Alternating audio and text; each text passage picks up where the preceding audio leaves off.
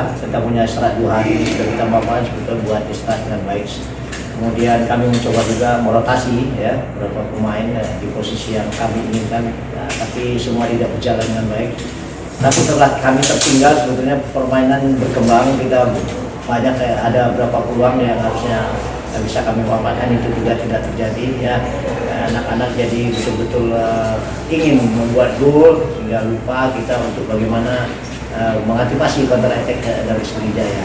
Jadi tingkat kelelahan tetap menjadi hal yang akan kami benahi ya, bagaimana nanti kami bisa memberikan kebugaran lagi kepada pemain untuk pertandingan berikut kalau PSMS Medan. Ini 90 menit pertandingan, kemudian kita sama-sama tahu hasil yang tidak kami inginkan terjadi di pertandingan sore ke Sriwijaya. Tapi apapun itu kami tetap harus mengevaluasi tim ini bagaimana kinerjanya nanti ketika lawan PSMS nanti.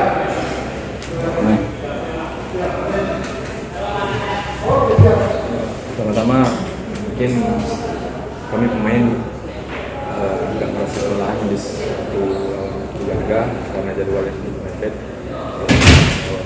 Sriwijaya lagi. Tapi ini bukan jadi alasan buat kami. Ini mungkin untuk evaluasi kami sebagai pemain. Dan untuk masyarakat Riau, kami berharap sisa 2 laga putaran pertama ini mohon dukungan dan doanya selalu. Terima kasih.